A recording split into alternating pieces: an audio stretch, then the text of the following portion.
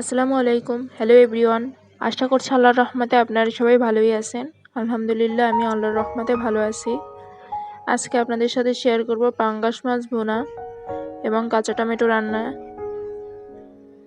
এজন্য প্রথমে কিছুটা পাঙ্গাস মাছ নিয়ে নিলাম, কয়েক পিস নুন হলুদ মাখিয়ে নিলাম। এখন একটা কড়াইতে কিছুটা তেল দিয়ে মাছগুলোকে দিয়ে দিলাম।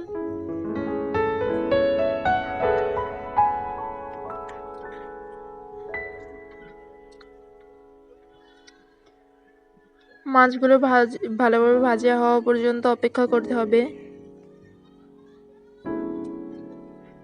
বন্ধুরা বলে যাবেন পাঙ্গাস মাছ কার কার পছন্দ। এটা আমি আগে খেতাম না, কিন্তু এখন খেতে মোটামুটি ভালোই লাগে। আর শীতকালে এটা খেতে, পাঙ্গাস মাছটা খুবই ভালো লাগে খেতে। কথা বলতে বলতে ভাজাটা হয়ে গেছে, তাই তুলে নিলাম। অন্যদিকে একটা কড়াই বসিয়ে নিলাম। কড়াইয়ের ভিতরে দিয়ে দিলাম কয়েকটা পেঁয়াজ কুচি। পেঁয়াজগুলোকে ভালোভাবে ভাজা হওয়া পর্যন্ত অপেক্ষা করব।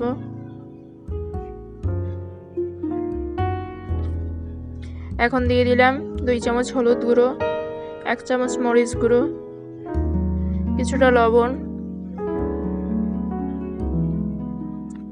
এবং আদা রসুন বাটা। এখন দিয়ে দিলাম কিছুটা পানি।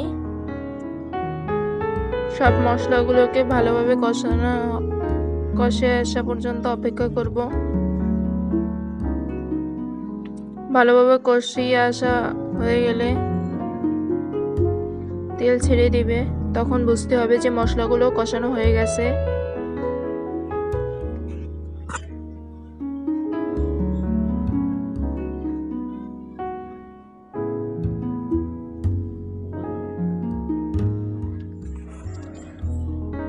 ভালোভাবে এই তো তেলটা ছেড়ে দিয়েছি। এখন মাছগুলো দিয়ে দিচ্ছি।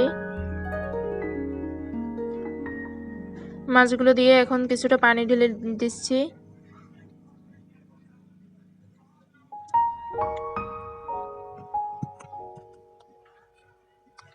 ফুটে আসা পর্যন্ত অপেক্ষা করব।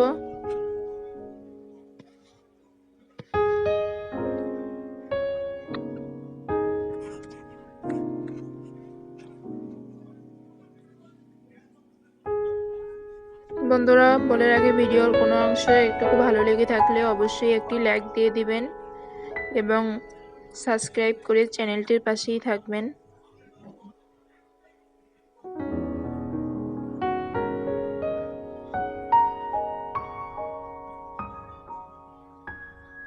এখন কিছুটা ধনেপাতা দিয়ে নামিয়ে নিলেই তৈরি হয়ে যাবে পাঙ্গাস মাছ ভুনা রেসিপি। এভাবে একদিন রান্না করে দেখবেন, খেতে খুব ভালো হয়। এখন আমি কাঁচা টমেটো ভাজি করব। এজন্য কাঁচা টমেটোগুলো কুচি করে কেটে নিচ্ছি। একদমও কুচি করে কাটবো না, মিডিয়াম সাইজ কুচি করে কাটবো।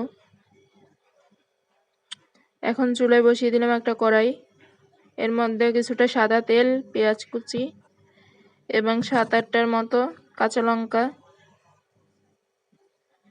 ভালোভাবে ভাজা হয়ে গেলে এখন দিয়ে দিচ্ছি 1 চামচ হলুদ গুঁড়ো। এখন দিলাম কেটে রাখা টমেটোগুলোকে।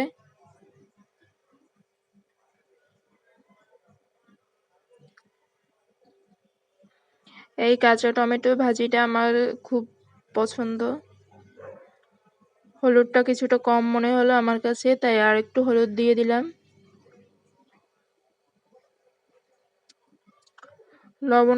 লবণও দিয়ে দিচ্ছি।